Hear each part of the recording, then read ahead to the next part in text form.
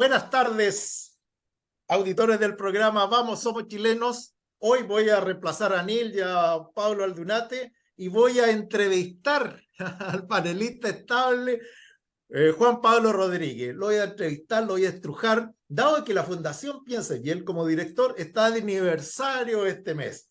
Y no solamente eso, sino que tiene múltiples actividades. El jueves va a estar en CODAR, en la Corporación de Adelanto de Reñaca, hablando sobre un tema importante que son los 50 años de lo que para algunos es el golpe militar y otro pronunciamiento militar, pero como quieran llamarlo, es algo que ocurrió en septiembre de 1973. Buenas tardes, Juan Pablo, ¿cómo estamos? Muy buenas tardes, Patricio, gracias por la tan conceptuosa presentación y efectivamente, yo creo que con un espíritu bastante parecido al de este grupo, que es el Vamos Somos Chilenos desde Piensa y en lo que me toca a mí, tratando de, en nuestra querida región de Valparaíso, elevar el debate público local, ¿no? Que nosotros discutamos nuestras cuestiones, tener nuestras instancias de discusión, tener nuestros medios locales. Yo soy un férreo defensor de la descentralización y creo que una parte relevante de la culpa del centralismo chileno es precisamente, Pato, de las regiones, que de repente son muy buenas para criticar, pero a la hora de hacer, a veces se quedan un poquito en nada. Yo creo que nuestra región, la de Valparaíso, a mi juicio, es la región más importante de Chile, en la que casi todo lo de nuestro país nació. Creo que tiene un rol importante y medios como las radios locales, grupos como el Vamos Somos Chilenos, centros de estudios como la Fundación Piensa. Creo que ellos están llamados a ponerse pantalones largos en la discusión pública local y llevar nosotros nuestras cuestiones y no, como tantas veces ocurre, con agendas impuestas desde Santiago, querido Patricio.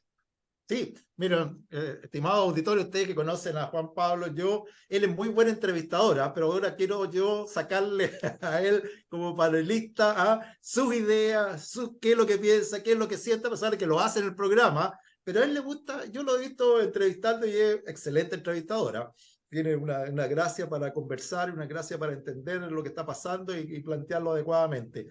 Pero creo que en Chile y en Valparaíso y en la región hay algunos temas que son relevantes y que no podemos dejar de hablar a pesar de que ya llevan algún tiempo funcionando. Uno son el problema que está ocurriendo con todo esto de los traspasos de plata a las fundaciones con una ligereza, porque estaba leyendo a la directora de presupuesto que habían bajado las barreras para entregar plata así de una manera da lo mismo, y no exigir experiencia, que podían entregar plata y después rendir, que había que saltarse a la Contraloría. Ese tema lo vamos a tener que hablar porque está presente. Lo segundo, y es importante esto, porque tenemos un proceso constitucional que se está llevando a cabo y está relacionado con la presentación que hicieron los oficialistas o los que están en minoría en este proceso constitucional a la Corte Suprema. Y ahí ya se eligieron los jueces. Y ahí tenemos, algunos dicen que son 3 de centro izquierda y otros 2 de centro derecha. ¿Qué va a pasar? ¿Cómo van a opinar? Porque el tema es seguridad. Fuerzas Armadas, lo que se está reclamando, que está fuera de toda norma y por lo tanto es interesante conversarlo. Y si tenemos tiempo, hablar de seguridad, específicamente de Valparaíso, y el reclamo que está haciendo Sharp, curiosamente para mí, Sharp sobre seguridad, ahora aparece con seguridad cuando hubiera sido siempre seguridad. Así que bueno, esos son los 3 temas que queremos hablar hoy día. Vamos a partir con el primero, La Plata Fundaciones. Juan Pablo, ¿qué dices tú? ¿Está bien? ¿Está mal? ¿Está bien que se relajara? ¿Había que hacer un curso para ir a No, la administración? ¿Qué dices tú, cier- Juan Pablo? ciertamente que y los auditores que nos están escuchando probablemente estén de acuerdo para no robar, y especialmente para no robar la plata de todos los chilenos en general destinado a las necesidades de las personas con mayores carestías de nuestro país. No se necesita ningún tipo de curso ni programa especial, se necesita solamente ser una persona decente, ¿no? Una persona de bien, que no esté dispuesta a meter la mano y a enriquecerse injustificadamente. Yo, Patricio, a lo largo de estas semanas del escándalo, que estamos muy lejos, ¿no?, de las declaraciones iniciales del gobierno, que decía que esto era una suerte de error administrativo, ¿no? Hoy día ya tanto la Contraloría, la Fiscalía hablan de maquinaciones, de orquestación, de ciertos grados de... El mismo ministro Cordero ya habló de corrupción ayer. En definitiva, yo creo que hay elementos de juicio suficientes para formarnos la convicción de que estamos sino frente al mayor caso de corrupción de la historia reciente de Chile a uno de los mayores. Tanto por la magnitud de lo defraudado, que se cuenta en decenas de miles de millones de pesos, que es mucha plata, como también por la respuesta, a mi juicio, Patricio, completamente insuficiente por parte del gobierno. Acá, los quienes nos escuchan tienen que comprender que cuando uno comete un daño, como el que ocurre acá, hay distintos tipos de responsabilidades. Están las responsabilidades administrativas, te pueden sumariar y sacarte. Están las responsabilidades penales, si es que tú cometes un tipo de delito, lo investiga la fiscalía, la justicia falla. Acá eventualmente hay muchos delitos, malversación de fondos públicos, cohecho, en fin. Pero también está la responsabilidad política, ¿no? Y la responsabilidad política es la que pagan los gobiernos cuando existen este tipo de situaciones, ¿no? Ahí en general se traduce en sacar un ministro, hacer cambios de gabinete, que el presidente pida excusas. Y en esta dimensión, porque las otras dos van a seguir avanzando, las señales que ha dado el Contralor en materia administrativa son claras, que acá algo muy raro hay. Pensemos de los 34 convenios que el Contralor dijo, mira, voy a ponerle freno a estos 34 sospechosos. Y le hizo un doble clic a esos 34, y de esos 34, 29 los consideró ilegales. Eso da cuenta de la magnitud de la ilegalidad de la parte administrativa. En la parte penal también, el Ministerio Público ha ido dando luces que acá se van a configurar muchos delitos, pero en la parte política yo encuentro que este gobierno, sinceramente, está completamente al debe. Este gobierno que además llegó con una generación impugnadora, que venía con la nueva política, que iban a venir a cambiar las cosas, que se le ponían los ojos en blanco para criticar a la exconcertación y a la alianza, y que ellos tenían, en palabras del propio ministro Jackson, una vara moral distinta, una estatura moral distinta a las generaciones que los precedieron. Esos mismos hoy día, la verdad que responden de una manera, a mi juicio, penosa, patética.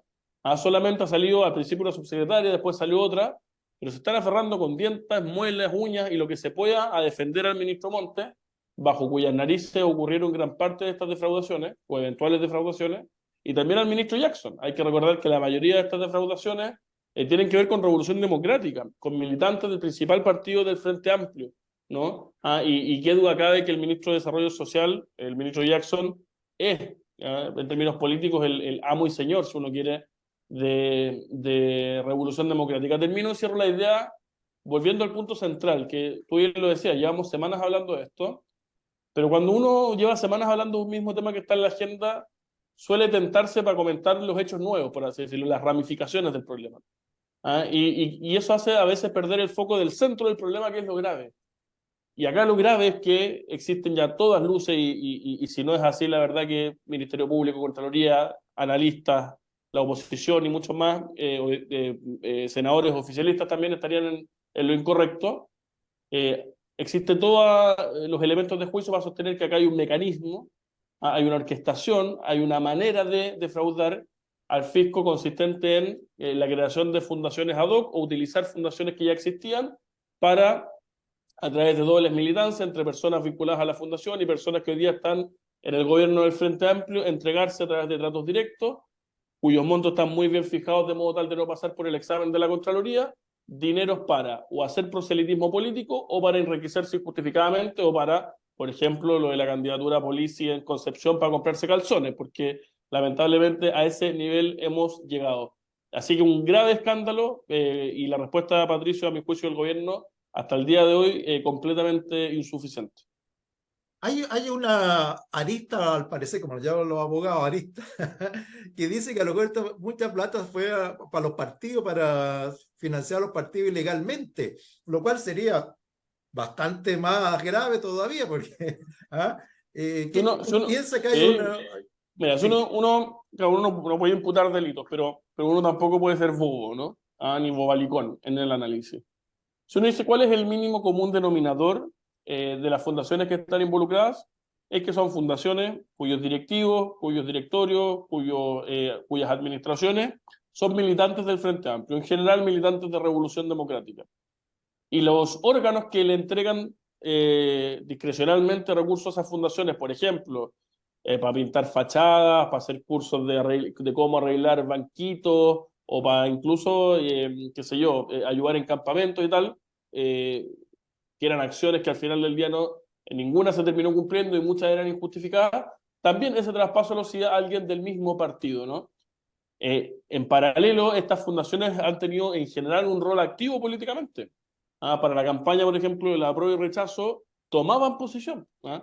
Democracia Viva, que fue la fundación con la cual partió esto, ella recibió fondos formalmente, ¿no?, para hacer campaña por el apruebo.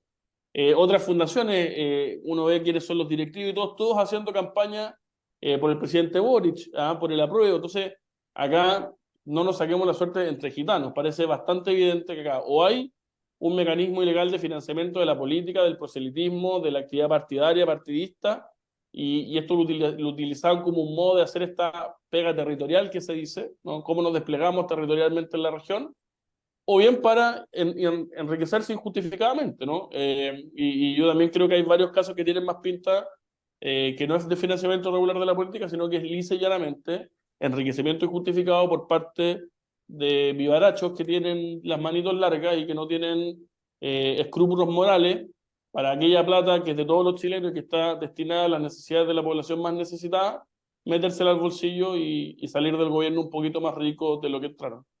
Sí, claro. Aquí cerca está el Ministerio de la Cultura. La subsecretaria se va. ¿Cuál es el problema? ¿Qué pasa en Valparaíso? ¿Tiene un problema radical en Valparaíso? Algo. También la subsecretaria estaba metida en cosas Sí, raras. y es muy curioso porque se dice, mira, la subsecretaria de Cultura va a salir, ¿no? Y se dice, y además, acto seguido, se le inicia un sumario administrativo porque ella habría dejado de abstenerse en un par de convenios que involucraban a la pareja de su jefe de gabinete. Es decir, un conflicto de intereses evidente a todas luces, no cabe ninguna duda. Para el bien pensado se le pasó, para el mal pensado sabía que le estaba dando la plata, naturalmente. Pero ¿qué es lo que pasa? ¿Cuál es la señal que da el gobierno? Ya, se saca la subsecretaria. Pero en el mismo momento, Irina Caramanos, por ejemplo, la polola del presidente de la República, dice, mire, se va Andrea Gutiérrez, una grande entre las grandes, estamos muy agradecidos. Entonces, ¿quién entiende al gobierno? O sea, se le está sacando porque efectivamente existe una sospecha que o hizo muy mal la pega o estaba contribuyendo a que se defraudara el fisco y consecuentemente había que pagar una responsabilidad política porque si ese es el camino, no tiene ningún sentido que salga la primera dama hablando, digamos, maravillas de la subsecretaria saliente. Y además son subsecretarios, yo quiero hacer el punto, los subsecretarios son muy importantes, pero el responsable político del ministerio, no administrativo, el responsable político es el ministro. Entonces acá yo me pregunto qué pasa con el ministro de Aguirre en el caso del Ministerio de las Culturas. ¿Qué pasa con el ministro Montes en el caso del Ministerio de Vivienda? ¿Qué pasa con el ministro Jackson en el caso de Desarrollo Social? Porque acá también tenemos una, volviendo al lenguaje periodístico, abogadístico, Pato, de las aristas.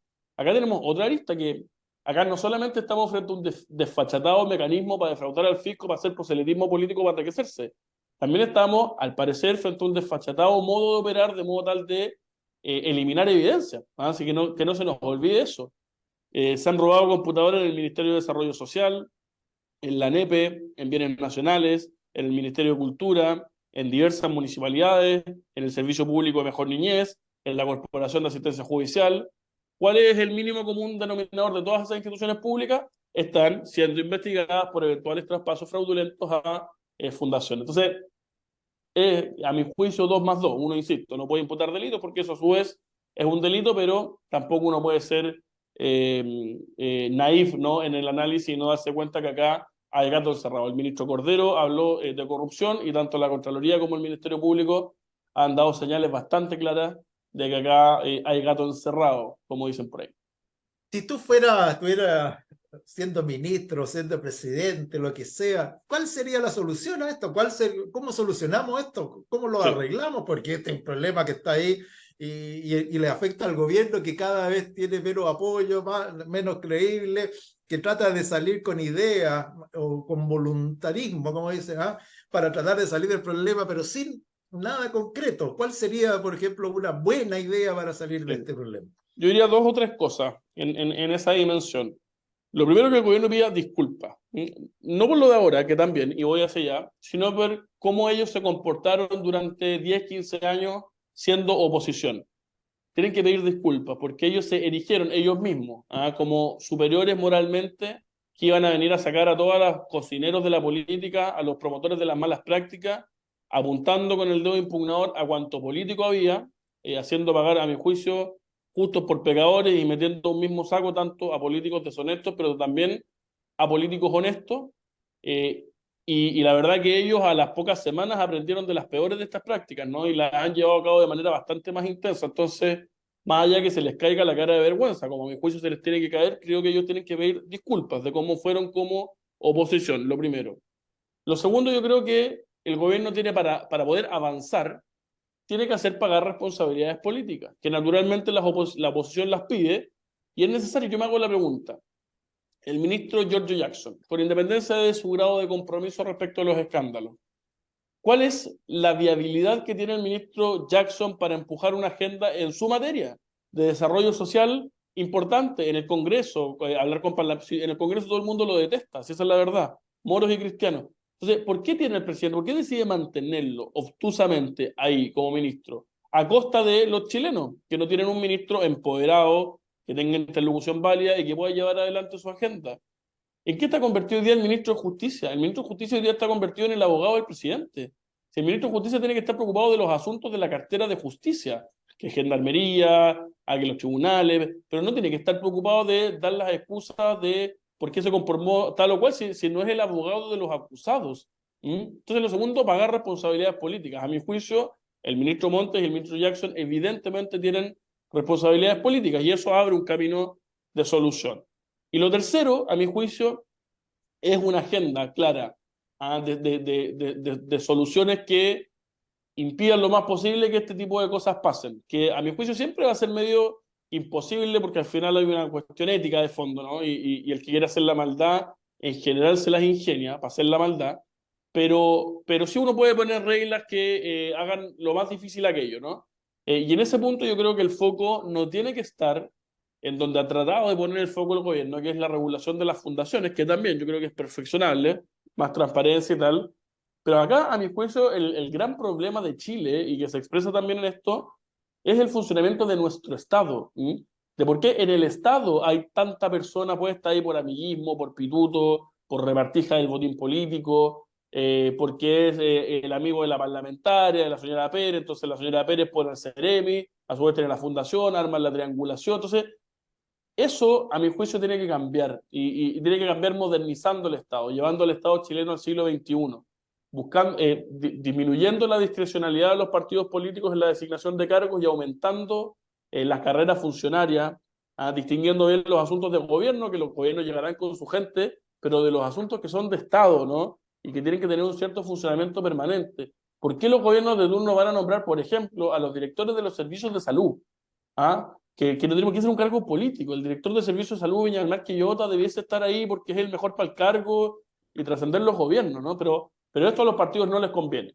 ¿Y por qué no les conviene? Y esto también hay que ponerlo sobre la mesa porque ven al Estado como un botín para repartirse, para pagar lealtades, para pagarle a las personas que los ayudaron a hacer campaña, y al final es poder, y el poder nadie lo regala. Entonces yo creo que, y con eso termino la idea, aprovechando el momento constitucional, sí puede ser un buen momento poner en la Constitución ciertas reglas que obliguen al futuro Congreso a legislar en esta materia para definitivamente modernizar el Estado chileno y que sea un Estado chico, pero eficiente, musculoso, robusto, con mucha fuerza, pero dedicado a sus cosas, y no lo que vemos hoy día, que es un Estado que funciona como del siglo XIX, que tiene sus tentáculos repartidos por todos lados y que quien quiere robar pareciera ser que se le hace bastante fácil meter la mano.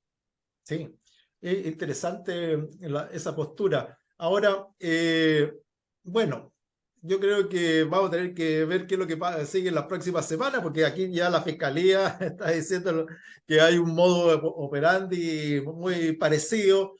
Tenemos ya hasta el ministro que dice que hay corrupción. Hay corrupción. ¿Ah? Y el que yo encuentro que se queda atrás, pese a que ejerce sus piruetas discursivas y tal, es el presidente. El presidente se ha cansado de decirlo, volvió a decir hoy día a propósito del anuncio del mal llamado pacto fiscal, una reforma tributaria. De pacto no tiene nada, si el gobierno no lo habló con nadie, lo presentó nomás, entonces de pacto no sé qué es, una reforma tributaria. También lo dijo, mira, ¿sabe qué? Respecto a los temas de corrupción, caiga quien caiga, caiga quien caiga. Y lo pone caiga quien caiga. Yo le diría al presidente con mucho respeto que no por repetir mucho caiga quien caiga, ahí se están pagando responsabilidades políticas. Si el caiga quien caiga no se ha demostrado en la realidad, caiga quien caiga es que caiga un ministro. caiga quien caiga, a ser responsable políticamente a un par de ministros a propósito de la magnitud del escándalo. Entonces yo creo que también la palabra del presidente, lamentablemente, mientras más se extiende el gobierno, menos valor va teniendo. Porque el gobierno, el presidente promete, eso no se traduce en acciones. El presidente en la mañana se junta con los empresarios en la ENADE y en la tarde dice que una parte de él quiere derrogar el capitalismo. Mientras está en la ducha dice que es un perro contra la delincuencia, pero cuando se va a acostar firma un indulto para perdonar a una persona condenada por tratar de asesinar a un policía. Antiguamente decía permanentemente que los 30 años es lo peor, es la síntesis de todos los males que le ha pasado a nuestro país, y después cuando está en una entrevista a la BBC se desvive en elogios hacia los 30 años, la disminución de la pobreza. Entonces, ¿a quién le cree uno? Hay como 3, 4, 5 presidentes distintos, según la audiencia que lo esté escuchando, y eso tiene un defecto muy relevante, a mi juicio, que es perder credibilidad. El presidente de Chile no es creíble, porque dice demasiadas cosas, demasiado contradictorias, demasiadas veces, ¿no? Y esto creo yo, Patricio, que es grave. Y si no cambia ese rumbo el presidente, creo yo que va a seguir, como lo muestran las encuestas, con un nivel de apoyo ciudadano permanente, pero bajo. 25%, 27%, 28%, pero para gobernar Chile uno tiene que construir mayorías. Y este gobierno, que hoy día es de minoría, lo han demostrado las últimas elecciones, tampoco cede en su postura. Tampoco, cuando dicen, bueno, vamos a negociar la reforma previsional, ahí se quedan, ¿no? Cuando la ciudadanía quiere que el 6% vaya a cotización individual.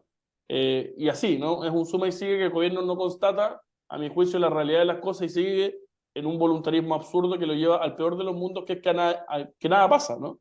¿Qué proyecto de ley relevante ha sacado este gobierno? ¿Cuál es el aporte de este gobierno en materia tributaria, en materia de pensiones, en materia de educación, en materia de salud? No hay. No hay logros objetivos concretos por parte de este gobierno. Hoy día se solazan hablando de la inflación. Oiga, si eso es por el rol del Banco Central. Gracias al Banco Central, que es una institución permanente, independiente del gobierno, con capacidad técnica, hizo los apretes a la economía que son muy dolorosos, subiendo las tasas, pero es porque lo que están obligados a hacer constitucionalmente, de modo tal de reducir la inflación y acercarla al objetivo base, que es del 3% anual. Y gracias a eso hoy día tenemos la inflación relativamente controlada, o en una tendencia, porque la inflación subyacente no está controlada, pero sí con mejores números, por así decirlo. Así que mi juicio, Patricio, es muy crítico del gobierno, la verdad. Mira, como siempre, en vez de decir por qué ocurren las cosas, a lo mejor es preguntarse para qué ocurren. ¿Para qué está ocurriendo todo esto? Tal vez para darnos cuenta de que estos jóvenes que tenían una moral más alta que el resto no eran lo que decían. Para que el país se diera cuenta de que el país funcionaba relativamente bien, hasta que ellos quisieron cambiarlo con el octubrismo. Octubrismo, tal cual. Lo quisieron No, tal cual. cambiar, y lo han echado a perder y lo siguen echando a perder más de lo que corresponde, pero por lo tanto podría yo decir que gracias que nos hemos dado cuenta de que son mediocres y menos que mediocres, y porque la gente así lo está demostrando las encuestas.